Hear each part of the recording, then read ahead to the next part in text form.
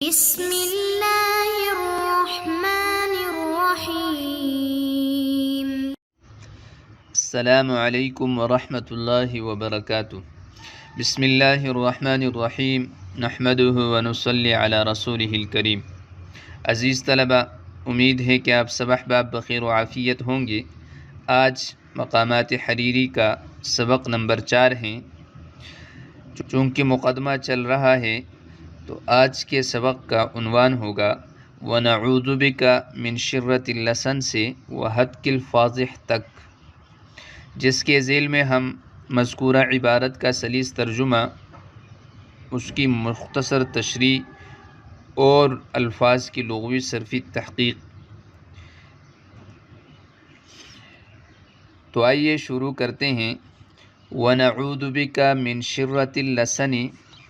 اور اے اللہ ہم آپ کی پناہ مانگتے ہیں فصاحت کی تیزی سے، وفضول الحذر اور فضول بکواس سے، کما نعوذ بک جس طرح کہ ہم آپ سے آپ کی پناہ چاہتے ہیں، من معرۃ اللکن لکنت کے عیب سے، وفضوح الحصر اور زبان کی بندش کی رسوائی سے، ونستکفی بک الافتنان اور آپ سے کفایت طلب کرتے ہیں الافتنان فتنے میں پڑنے سے، باطراء المادح صفت کرنے والے کی مبالغہ آرائی کی وجہ سے، واغضاء المسامح اور چشم پوشی کرنے والے کی چشم پوشی کی وجہ سے، کما نستکفی بک الانتصاب جس طرح کہ ہم آپ سے کفایت طلب کرتے ہیں الانتصاب نشانہ بننے سے، لازراء القادح عیب گیر کے عیب لگانے کا، وحتک الفاضح اور رسوا کرنے والے کی پردہ دری کا۔ مذکورہ اس عبارت میں مصنف علیہ الرحمہ نے چند چیزوں سے پناہ مانگی ہے اور چند چیزوں سے خداوند تعالیٰ کی کفایت طلب کی ہے۔ جن چیزوں سے پناہ مانگی ہے اس میں سے ایک شرۃ اللسن ہے، یعنی زبان کی تیزی، فصاحت جو آدمی کے اوپر وبال بن جائے اور خواہ اس فصاحت کی وجہ سے کسی کے اوپر زبان درازی کا آدمی مرتکب بنے، تو ایسی فصاحت سے مصنف رحمۃ اللہ علیہ نے پناہ مانگی ہے کہ اللہ مجھے ایسی فصاحت نہیں چاہیے جس کی وجہ سے میں خواہ کس کی پگڑیاں اچھال دوں، وفضول الحذر اور اسی طرح فضول اور بے فائدہ چیزوں میں پڑ جاؤں، لا یعنی بحث و مباحثہ کرنے لگوں، تو ایسی زبان کی روانگی سے میں پناہ مانگتا ہوں، مجھے ایسی زبان کی روانگی نہیں چاہیے۔ جس طرح کہ میں پناہ مانگتا ہوں من معرۃ اللکن لکنت کے عیب سے، یعنی جب زبان کی تیزی ایسی ہو کہ جس سے آدمی لایانی چیزوں میں پڑ جائے اور کسی کے اوپر زبان درازی کا مرتکب بنے، تو اس کے بالمقابل اس قدر زبان میں لکنت نہ ہو کہ میں اپنی مدعا اور اظہار معافی ضمیر نہ کر سکوں، تو اس سے بھی میں پناہ مانگتا ہوں، وفضوح الحصر اور اسی طرح بندش زبان کی رسوائی سے کہ میری زبان اس قدر بند ہو جائے اور میری زبان کو چپ لگ جائے کہ میں اپنا اظہار معافی ضمیر نہ کر سکوں، تو اس سے بھی میں آپ سے پناہ طلب کرتا ہوں۔ اور جن چیزوں سے کفایت طلب کی ہیں ان میں سے فتنے میں پڑ جانا ہے، الافتنان یعنی فتنے میں پڑ جانے سے آپ کی کفایت طلب کرتا ہوں، اور وہ دو چیزوں سے، ایک باطراء المادح یعنی صفت کرنے والے کی مبالغہ آرائی کی وجہ سے فتنے میں پڑنے سے اللہ آپ کی کفایت طلب کرتے ہیں، یعنی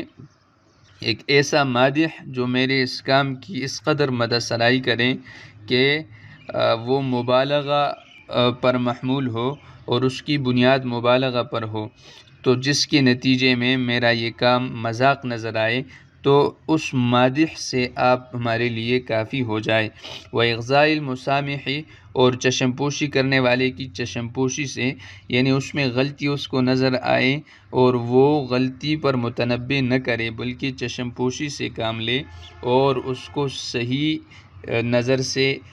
دیکھیں، تو اس چشم پوشی کرنے والے سے بھی ہم آپ کی کفایت طلب کرتے ہیں۔ کما نستکفی بکل انتصابہ، جس طرح کہ ہم کفایت طلب کرتے ہیں الانتصابہ نشانہ بننے سے، اور وہ بھی دو بندوں کا نشانہ بننا، اور وہ ان میں سے ایک لإزراء القادح یعنی عیبگیر کے عیب لگانے کا نشانہ بننے سے، اس کے لیے آپ ہماری طرف سے کافی ہو جائے، کیونکہ عیبگیر کا کام عیب نکالنا ہی ہوتا ہے، عیب لگانا ہوتا ہے، تو اس کے لیے آپ ہماری طرف سے کافی ہو جائے۔ وحد کے الفاضحی، اور رسوا کرنے والے کی رسوائی اور پردہ دری سے، اے اللہ آپ ہی ہمارے لیے کافی ہو جائیے۔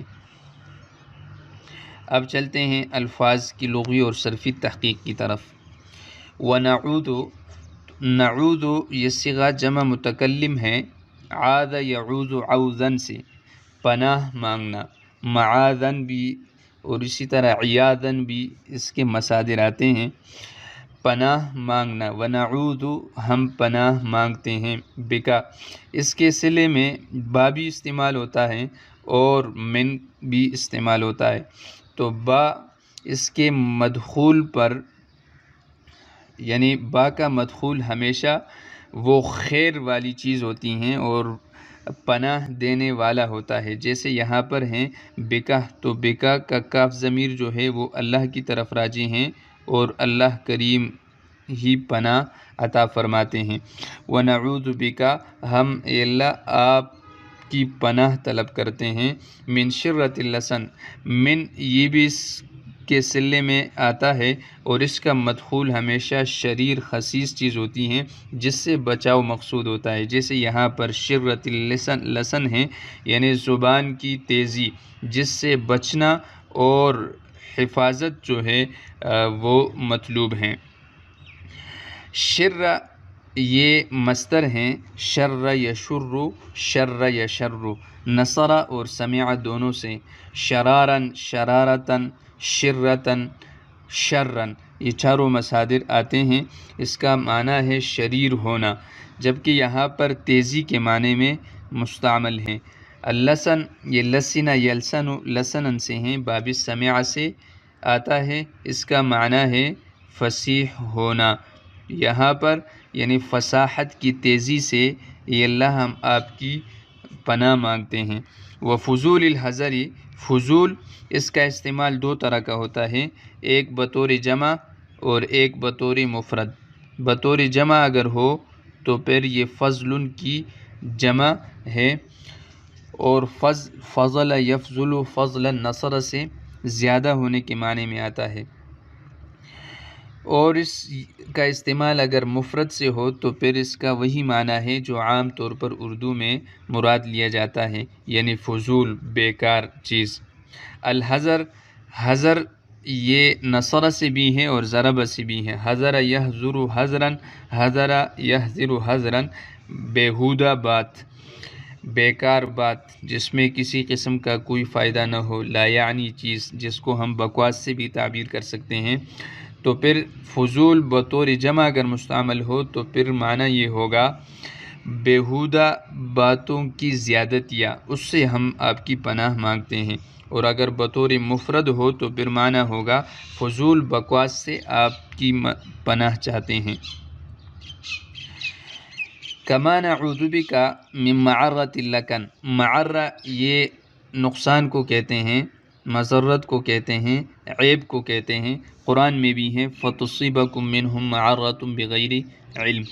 یہ عر یعر عرن سے ہیں، نصر سے اس کا استعمال ہے۔ لکن یہ لکنا یلکن لکنن، لکنت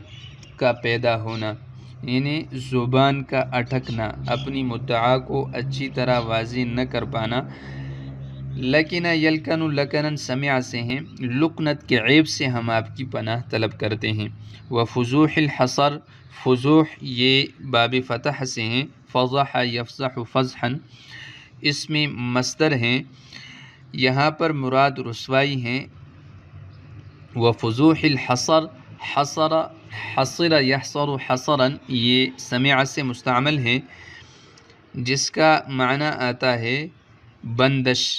یعنی زبان کا بند ہو جانا، زبان کو چھپ لگ جانا، اور اس کا معنی تنگی کا بھی آتا ہے، جس طرح قرآن میں ہے وَحَسُرَتْ صُدُورُهُمْ، ان کے دل تنگ پڑ گئے۔ تو بندش زبان کی رسوائی سے ہم آپ کی پناہ طلب کرتے ہیں۔ وَنَسْتَكْفِي بِكَ الْإِفْتِنَانَ، نستکفی یہ جمع متکلم کا صیغہ ہے باب استفعال سے، استکفا یستکفی استکفاء یعنی کفایت طلب کرنا۔ سین جیسے باب استفعال کی یہ طلب کے لیے آتی ہیں، تو یہاں پر کفایت کی طلب کی گئی ہے، ہم آپ کی کفایت طلب کرتے ہیں۔ بکل افتنان، الافتنان یہ افتعال کا مصدر ہے، مجرد سے یہ فتنہ یفتن فتونا اور فتنتن اس سے آتا ہے، اور اس کا معنی ہوتا ہے گمراہ کرنا، فتنے میں ڈالنا، آزمانا۔ لازم اور متعدی دونوں طرح کا مستعمل ہیں، یعنی ہم آپ سے اے اللہ کفایت طلب کرتے ہیں فتنے میں پڑنے سے۔ بِإِطْرَاءِ الْمَادِحِ، بِإِطْرَاء، اطراء یہ افعال کا مصدر ہیں، اور مجرد سے یہ طرو و یطرو طراوتاً اور طریہ یطرو طراءتاً، یہ سمع اور کرومہ دونوں سے آتا ہے، اس کا معنی ہوتا ہے تازہ ہونا، جیسے قرآن میں ہے لحمن طریہ۔ اطراء یہاں پہ مبالغہ کے معنی میں ہے، یعنی ایسی چیز کا بیان جس کا حقیقت سے کوئی تعلق نہ ہو اور بہت زیادہ اس کو بڑا چڑھا کر پیش کیا جائے، جیسے اردو میں کہتے ہیں بات کا بتنگڑ بنانا۔ تو بے اطراء المادح، مادح یہ اسم فاعل کا صیغہ ہے، مدح یمدح مدحن سے، فتح سے، یعنی صفت کرنے والے کی مبالغہ آرائی سے، اس کی وجہ سے فتنے میں پڑنے سے ہم آپ کی کفایت طلب کرتے ہیں۔ وَإِغْضَاءِ الْمُسَامِحِ، اغضاء یہ باب افعال کا مصدر ہے، اغضاء کہتے ہیں رات کا تاریک ہونا، اور یہاں پر اغضاء سے مراد چشم پوشی ہے۔ اغضا یغضی اغضاء چشم پوشی کرنا، غضا یغضو غضواً سے ہیں رات کا تاریک ہونا۔ المسامح یہ سامح یسامح مسامحتاً باب مفاعل سے اسم فاعل ہے، چشم پوشی کرنے والا، مجرد سے یہ باب کرومہ سے بھی آتا ہے اور باب فتح سے بھی آتا ہے۔ کرومہ سے سمح یسمح سماحتاً، اس کا مطلب ہے فیاض اور سخی ہونا، اور فتح سے سمح یسمح سمحا، اس کا مطلب ہے اجازت دینا اور سخاوت کرنا۔ کما نستکفی بک الانتساب، جس طرح کہ ہم آپ سے کفایت طلب کرتے ہیں الانتساب نشانہ بننے سے۔ انتساب یہ باب افتعال کا مصدر ہیں، اور مجرد میں یہ ضرب سے بھی آتا ہے اور سمع سے بھی۔ ضرب سے نصب ینصب نصبا، اس کا مطلب ہوتا ہے کسی چیز کو گاڑنا، کسی چیز کو کھڑا کرنا، قائم کرنا، اور سمع سے نصب ینصب نصبا تھک جانے کے معنی میں آتا ہے۔ یہاں پر انتساب یعنی نشانہ بننے کے معنی میں ہے۔ لِإِزْرَاءِ الْقَادِحِ، ازرا ازرا یزری ازراءً باب افعال کا مصدر ہیں،